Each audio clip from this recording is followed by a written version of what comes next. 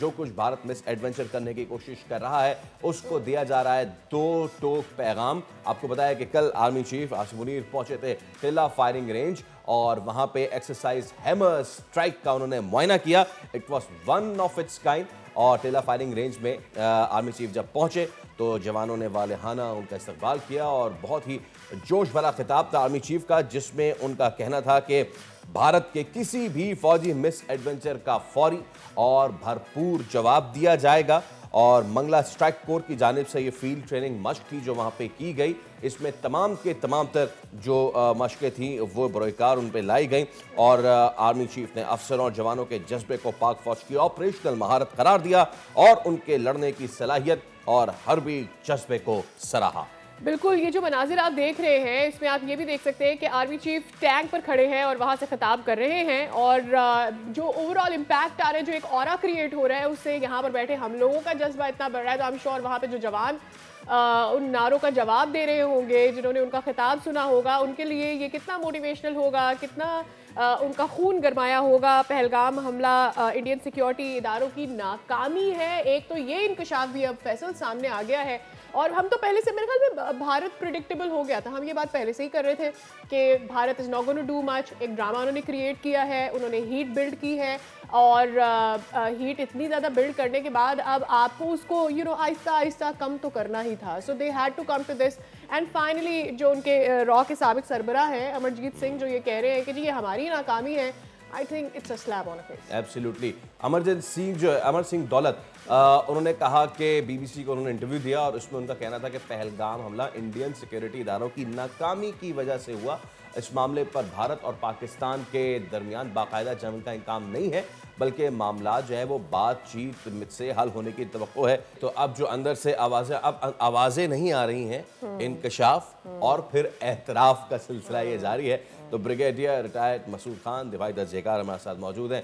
अस्सलाम वालेकुम, good morning Masood Khan साहब। It's again a pleasure hosting you on the show and that smile on your face can clearly show कि जो खैर आप भी महसूस हो रहे हैं, हम भी महसूस हो रहे हैं जो भारतीय ड्रामा इस वक्त चल रहा है। लेकिन अब जो पहले अंदर से आवाज़ें आ रही थी मसूद साहब, पहले वो इंकशाफ में तब्दील हुई और अब वो एतराफ़ में तब्दील होती जा रही हैं। और अब तो आप ये जो अभी हालिया बयान है उनके अपने ही एक साबिक चीफ का, वो कह रहे हैं कि जी कुछ नहीं होगा, कोई हमला शमला नहीं होगा। और अमेरिका ने भी, मेरे ख्याल से ये डिसअपॉइंटमेंट थी मसूद साहब, it was more of the disappointment कि अमेरिका ने कुछ भी साथ नहीं दिया और अमेरिका तो कह रहा है खुद ही आपस में सुलटा लो, तो खुद ही आपस में सिमटा लेंगे। जी हाँ, मेरे ख्याल में बहुत डिप्लोमेटिक साइड्स पे बहुत सीरियस सेटबैक है और इंटरनेशनल कम्युनिटी के हम कह सकते हैं इट वाज एपेटाइट नहीं था कि जो ये भेज रहे थे वो डाइजेस्ट कर सकें। सो देयरफॉर आप देखें कि जिस किसी ने भी बात की उन्होंने कहा बाई एविडेंस लाओ फिर बातचीत होगी। यही इंटरनेशनल प्रिंट मीडिया ने लिखा, न्यूयॉर्क टाइम के अब लगातार आर्टिकल्स हैं, द इकोनॉमिस्ट का एडिटोरियल भी यही है और ब्लूमबर्ग में भी यही लिखा, उन्होंने कहा सबूत लाओ फिर बातचीत होगी पाकिस्तान पे। और इसी तरीके से आप देखें कि लेटेस्ट जो कॉल की है रूबियो ने, तो उन्होंने भी इस पर यही बात की है कि दोनों तरफ कहा है कि एक तो आप आपस में बातचीत करें, एस्केलेशन को ईज करें, लेकिन उन्होंने ये नहीं कहा कि हम इंडिया को ये नहीं कहा कि हम आपके साथ खड़े हैं। उन्होंने कहा दहशतगर्दी जहाँ भी होगी हम उसकी मजम्मत करते हैं, यही तो पाकिस्तान ने भी मजम्मत की है। लेकिन एक बात है, दुश्मन पे देखें कि एतबार कभी नहीं करना चाहिए, यही फौज में हमने पढ़ा भी है।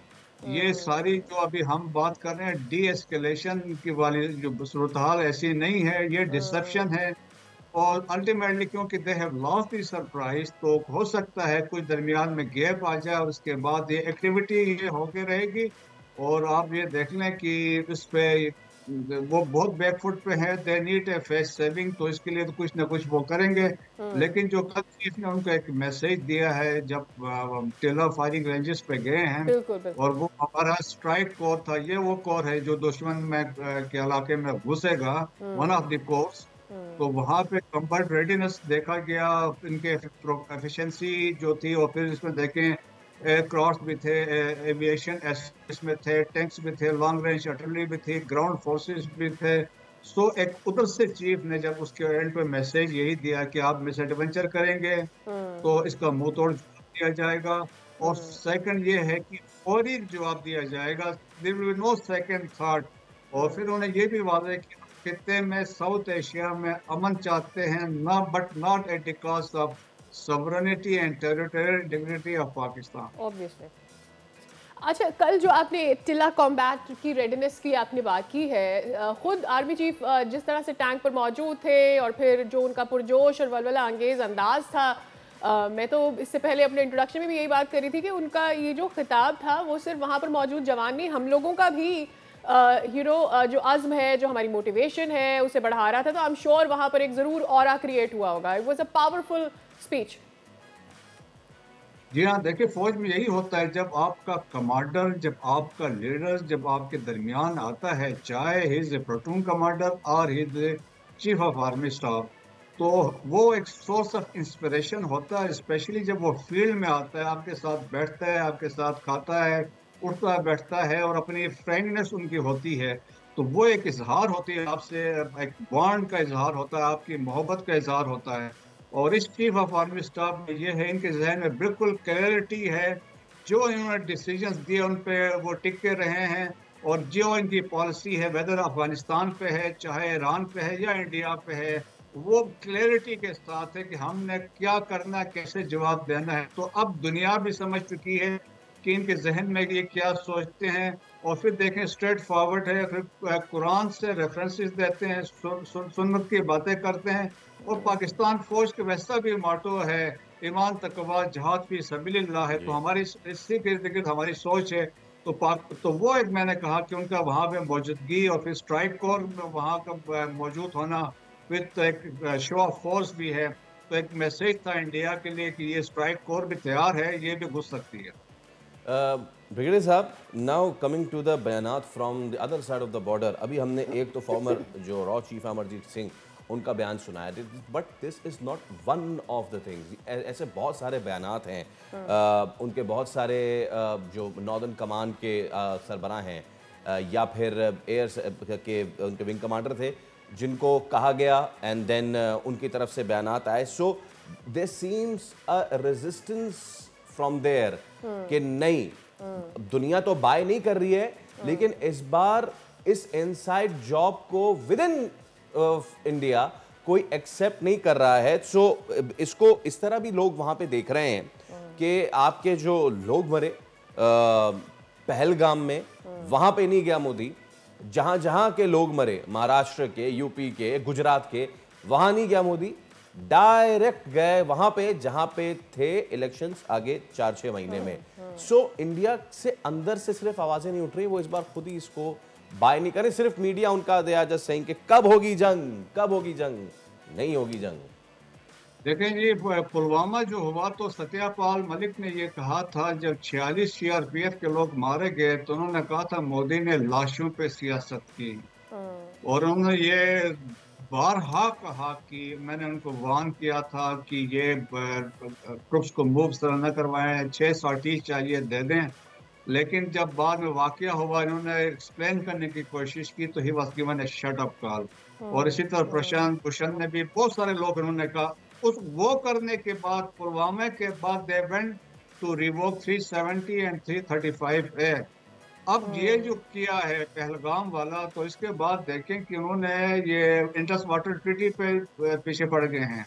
तो हर एक सिचुएशन क्रिएट होती है, एक उसका मकसद होता है, एक आइडिया होता है, कंसीव करते हैं, अकॉर्डिंगली करते हैं।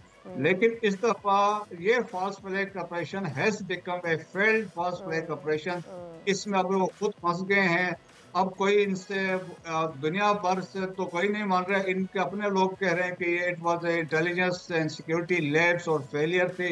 और सिक्योरिटी देखें कि 5 किलोमीटर पे राष्ट्रीय राइफल का कैंप था, 7 किलोमीटर पे सीआरपीएफ का कैंप था, और पहलगाम वाज द बेस्ट। यहाँ से बेसिकली अमरनाथ यात्रा स्टार्ट होती है, और ऊपर से यहाँ पे सिक्योरिटी फोर्सेस की बेतहाशा प्रेजेंट होती है। वो लीक डॉक्यूमेंट से तो अभी सब कुछ एस्टेब्लिश हो चुका है कि ये किस तरीके से प्लान की गई, एग्जीक्यूट की गई है। मेरा ख्याल में अगर सही मानों में अगर इंडियन अपोजिशन अगर इस पे स्टैंड ले, तो ये मोदी के गवर्नमेंट भी गिर सकती है। True that. और क्या आपको ये लगता है कि ये सारा कुछ ड्रामा जो है इस वजह से भी किया गया हो कि जो इस वक्त आवाम मौजूद है भारत में, they are done with Modi सरकार, they are done with all the radicalism, all the extremism जो वहाँ से बार बार बढ़ाने की या टेम्परेचर रेस करने की कोशिश की जाती है। रादर वो चाहते हैं कि भाई आप मणिपुर के अंदर नाकाम हुए, आप गुजरात के अंदर नाकाम हुए, अब आपने एक ड्रामा कश्मीर में कर दिया है। वहाँ के लोगों में मैं सुन रही थी, एक खातून थी और वो हिंदू थी और उनकी जानिब से बड़ी आवाज़ उठाई जा रही थी और वो ये बात कर रही थी कि एक ही हमारी ऐसी स्टेट है जहाँ पर मुस्लिम मेजॉरिटी मौजूद है, आप उनको ओन क्यों नहीं कर लेते। सो दे हैव दिस आइडिया कि और उन्होंने आगे आके ये भी कहा कि आपको सिर्फ उस जगह में इंटरेस्ट है, वहाँ रहने वाले मुसलमानों में इंटरेस्ट नहीं है। सो नाउ इमेजिन कि एक हिंदू खातून ये बात कर रही है, that means the lot of other people who have the same idea. जी हाँ, बिल्कुल। देखिए, इंडिया में स्टैंड वॉइसेस जरूर हैं और वो समझते हैं कि ऐसा नहीं होना चाहिए। एक सेकुलर इंडिया का जो कंसेप्ट नेहरू के दौर में था वो ऐसा अभी नहीं है। अब देखें, India has become a Hindutva Republic है, सेफ्रानाइजेशन करवाना चाह रहे हैं सब जगहों पे। और जिस तरीके से देखें बिल्स लाए हैं, जिस तरह आपने भी जिक्र किया, सिटीजन अमेंडमेंट बिल देख लें, नेशनल रजिस्टर ऑफ सिटीजन देख लें, अब वक़्फ़ अभी बिल जो लेके आए अगेंस्ट मुस्लिम से, नॉर्थ ईस्ट में देखें क्रिश्चियंस के साथ जो कुछ वहाँ पे हो रहा है, दलित जो इनका अपनी कम्युनिटी है 25 करोड़ उनके साथ हो रहा है, सिखों के साथ हो रहा है। और फिर जिस तरीके से देखें कि आरएसएस का जो संघ परिवार का कंसेप्ट है कि all that south of Himalayas north of Indian ocean is अखंड भारत, तो वो अफगानिस्तान तक एरिया को क्लेम करते हैं और यही आरएसएस की आइडियोलॉजी है। फिर उनकी इस बात का भी दुख है अनफॉर्चुनेटली कि मुसलमानों ने यहाँ पे 1000 साल हुकूमत की है और इनका अपना तो कुछ भी नहीं। देर फॉर वो कहते हैं कि आज भी हम कहते हैं कि इंडिया में अगर हेरिटेज है, आर्किटेक्चर है वहाँ पे, या साइट्स हैं, बिल्डिंग्स है, जो कुछ है वो मुसलमानों का दिया हुआ है। तो उस बात का बड़ा दुख है। तो that's why they are rewriting history books, और जिसमें they are trying to don't play the role played by the Muslim. Okay, अच्छा, इसमें ब्रिगेडियर साहब, now I want to ask you very technical question. जब इस तरह की चीज़ होती है तो अक़वाम उस तरह की सिंबॉलिक चीज़ें करती है जिससे पता चलता है कि हाउ रेडी वी आर और हम करने क्या जा रहे हैं, हम कर क्या सकते हैं। सो आपने बात की थी मंगला स्ट्राइक कोर की, मैं चाहूँगा टैक्टिकली थोड़ा सा बताइए कि कितना मतलब कि ये टिला फायरिंग जो फील्ड है या रेंज है, इस पे वैसे तो साल भर में या 2 साल में इस तरह की एक्सरसाइज होती रहती है, but in a war like situation टिला फील्ड को एक्टिव करना, वहाँ पे फुल फ्लेज्ड वॉर हेलीकॉप्टर्स के साथ, टैंक्स के साथ, मोटर्स के साथ, एंटी मोटर्स के साथ पूरी तरीके से एक्सरसाइज करना, क्या इंडिकेट करता है ये फॉर द एनिमी? ये देखिए, एक मैसेज है कि हम हर लिहाज से वी आर रेडी, चाहे हमारे डिफेंसिव फॉर्मेशंस है, हमारे स्ट्राइक स्कोर्स हैं, हम इवन ऑन वेस्टर्न बॉर्डर्स उन्होंने जो कोशिश की हमें फिक्स कर रहे थे ईस्ट पे, और इसके बाद अपने फितनाउल फारिश को भेजा था, लेकिन हमने वहाँ भी डेमोन्स्ट्रेट किया, हम वहाँ भी अलर्ट थे और वहाँ भी इनको मारा। और फिर internally we are also alert, जिस तरह अब्दुल मजीद पकड़ा गया और जिस तरह इंडियन टेरर प्लॉट था वो भी वहाँ से एक्सपोज हुआ। सो मैसेज है कि हम तैयार हैं, चाहे आप ग्राउंड से आए, LOC को क्रॉस करके आए, सियाचिन पे आए, नेवी हमारी जो नेवी तैयार है, अपने सब मेरीन्स वहाँ पे एक्टिव है, INS विक्रांत वहाँ से भाग गया। आपकी air force they are dominating the airs of Pakistan. यहाँ पे कल 2 दिन पहले राफेल आए थे ना, दे जैम देयर कम्युनिकेशंस, ये तो भाग गए। तो दैट्स व्हाई एयर जो vice chief of air staff हैं, air marshal Sujeet, he has been sacked. एक तो ही कंटेस्टेड विद मोदी कि भाई हम we are not in a position to attack या मुकाबला कर सके पाकिस्तान की सुपीरियरिटी, और दूसरा तो वहाँ पे है। तो हमारी तरफ से वैसे अब इंडियन वाले खुद भी ये कहते हैं, जो उनके जो मीटिंग हुई थी, कि हम स्ट्राइक करेंगे लेकिन जो पाकिस्तान से जवाब आएगा तो बड़ा सीरियस हो सकता है, और हमारी air force is not in a position. यही नजर आता है कि उनको भी पता है कि यहाँ पाकिस्तान की क्या सलाहियत है, और उनको ये भी पता है कि उसका इम्पैक्ट उनके अपने अवाम पर क्या होगा। बहुत शुक्रिया ब्रिगेडियर साहब, आपने वक्त निकाला हमारे लिए। सब्सक्राइब करें और बेल दबाएं ताकि कोई खबर रह न जाए।